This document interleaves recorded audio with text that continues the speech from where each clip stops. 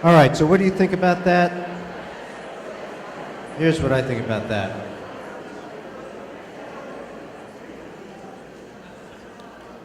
I think in any effective organization over time,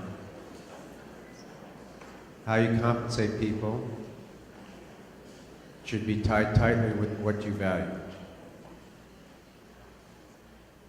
If you value achievement, quality of instruction, culture and climate, then you should compensate that.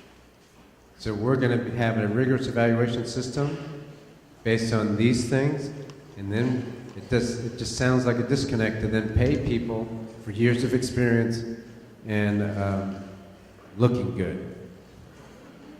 You look like a teacher, so we're going to pay you. In fact, I think you look more like a teacher than most people, so we should pay you more than that person, because they look kind of like a teacher.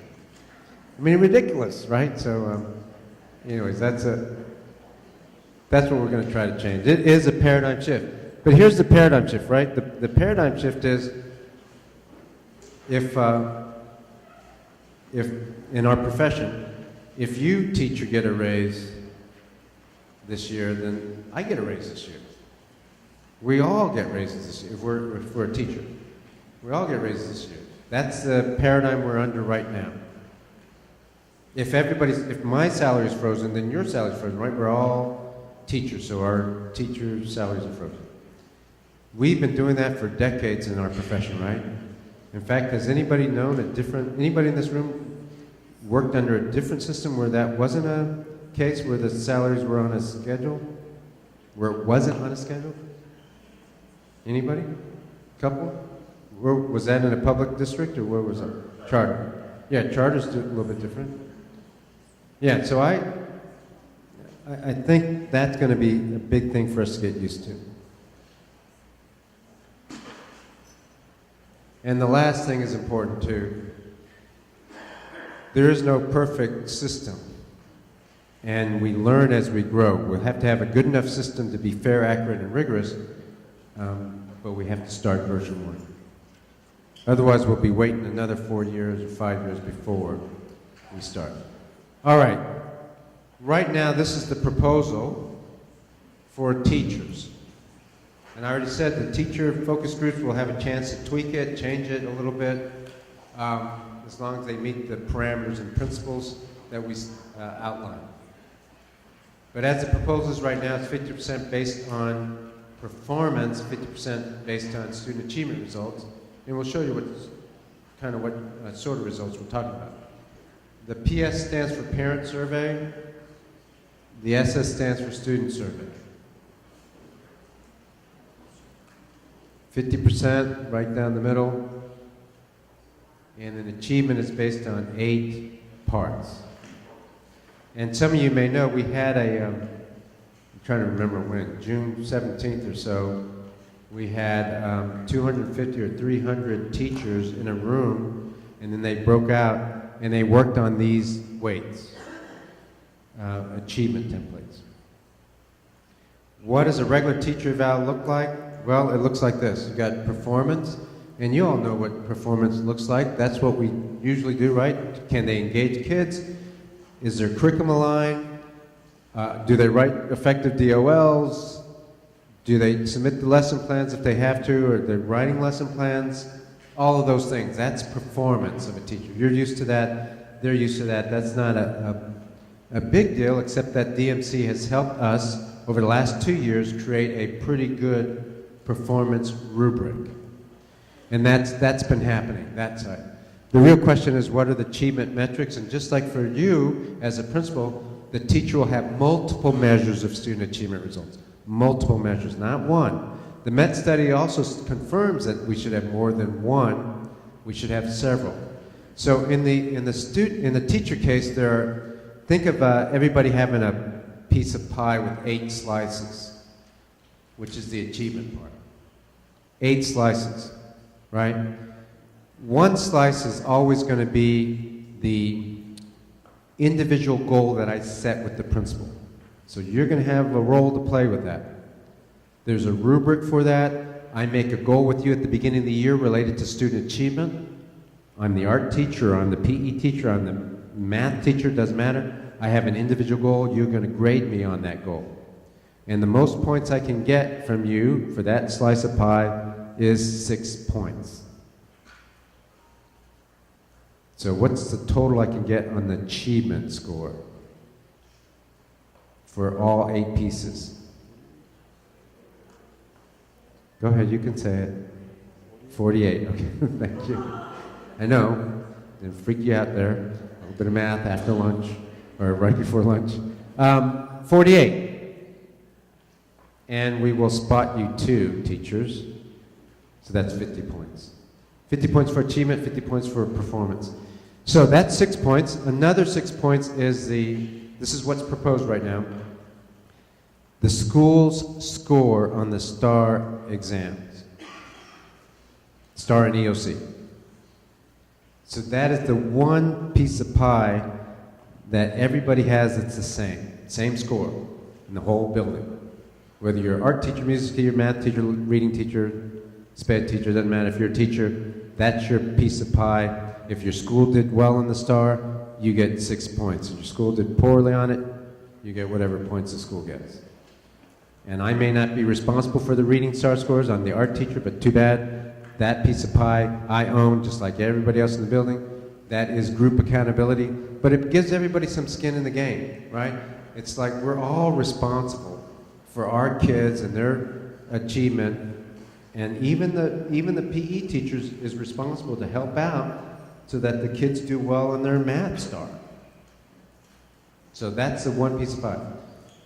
That leaves 6 pieces of pie, right, for the, that's left. That's 3/4 of the achievement is left. What the teachers did back on June 17th, and there's going to be more meetings, they sat down and said, okay, we have 6 pieces of pie left. What should we be measured on academically? And we said there could be no fewer than 4 different measurements for 6 pieces of pie. Okay? And it had to be no more than 4, no less than 3 or something like that. I can't remember. Of the 8. Okay, so for example, if I teach AP Biology, AP Chemistry, AP Government, AP English, how many pieces of pie, what percentage of my achievement template should be based on the results of my kids' score on the AP exam? We can talk about growth in a minute, but what percentage should be tied to the AP exam? None? 100%? What do you think? Someone want to make an argument for none? Somebody want to make an argument for 100%? All the rest of the pie is based on the results of my kids' AP exam results. Okay, I'll make the argument. So you don't have to. Let me make both arguments. Mr. Miles, I'd be happy to have my results of the AP exam, but right now, there's been a big push across the nation and in Dallas to get kids an AP test, and a lot of times they're not ready for it. But we put them in those tests in those classes anyway, so the instruction can be a little bit more rigorous, but they're not prepared to take the test, as indicated by the last results of the last 4 years. 300 people have taken the test in this school, Mr. Miles. Last year, only 6 of them passed. So you want to score me, a good AP teacher, based on the results of the kids of the AP exam. I say no. Let me make the other case. You know what, Mr. Miles? I taught AP and I have had great success. My kids passed the AP exam. Last year I had 18 kids take the exam and 16 of them passed. I think the ineffective teachers can't pass the exam, but I took kids just like they took kids, and I knocked it out of the park. My kids did well. But you know what it took, Mr. Miles, for the kids to do well? It took extra time after school. We had Saturday training. The principal let me, Mr. Miles, on 4 different occasions. We had, wasn't a slumber party. We studied till about 11, and then till 10. We watched a movie, and then we got up the next morning around 6 o'clock to get ready for school. At school, we had some mentors, and that's what it took. I aligned the curriculum because the curriculum wasn't aligned very well, and I'm an effective teacher, and I should be rewarded for it. So that's the argument on either side. So we let the teachers hash it out. We put them in a big room with the mud on the ground, and they just wrestled, and whoever came out, with the least amount of mud, we did what they wanted.